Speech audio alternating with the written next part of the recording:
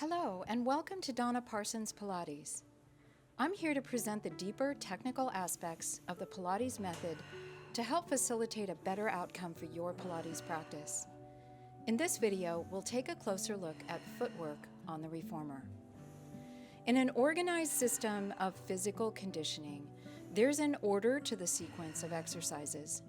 Technically, footwork should be the first exercise that's done on the reformer for many logical reasons that have been lost in the current contemporary training.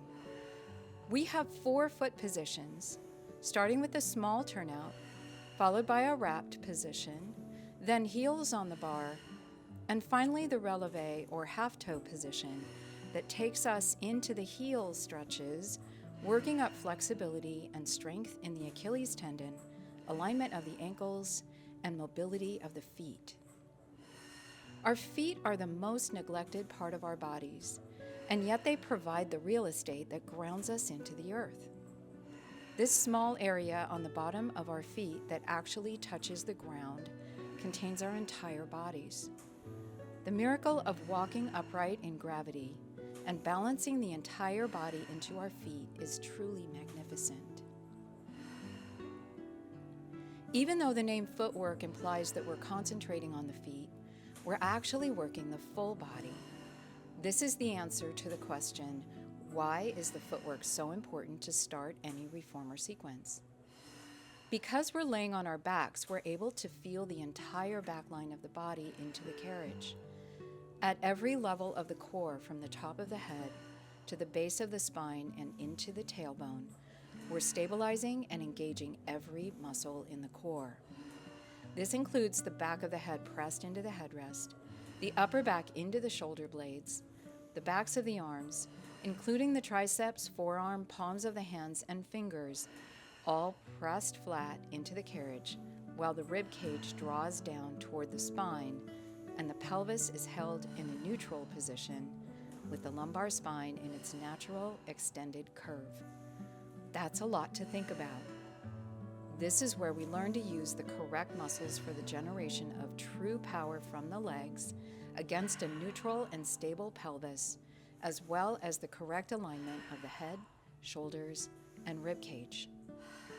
The most effective alignment of the legs is in the adducted position, where the legs are oriented toward the center of the body.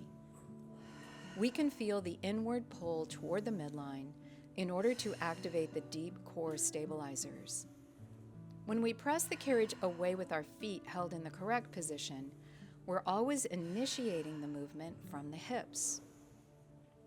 This begins in the gluteus maximus with stabilization from the deep external rotators. The hamstrings assist in hip extension to press the backs of the legs down toward the carriage. The knees are always fully extended from the vastus muscles of the quads without disengaging the hip extensors. Other variations include placing the feet hip distance apart, externally rotated, and internally rotated, always orienting the focus toward the midline and up the center of the core. It cannot be overstated the importance of this exercise on the reformer and the way it sets our bodies and minds up for the work that follows. Because our gym mentality has taken over Pilates studios, the real value of balanced muscular integration has been disregarded. Loading up the spring tension and pushing too much resistance only from the feet with no attention paid to the stabilization of the core and the correct initiation of movement from the hips turns the reformer into a leg press machine where we play into the dominance of the quads without regard for the initiation of hip extension from the glutes. When we practice footwork over and over again with the proper breath work, which means holding the abdominals engaged on every inhale and re-engaging our abs deeper on every exhale, we're teaching our bodies the value of present moment awareness. Our focus on core stabilization is always present before movement can occur. Correct and consistent repetition over time can change our bodies dramatically. Creating real change in our bodies is possible. once we know what to do and why we're doing it. Thank you for your time and attention. Thank you for watching.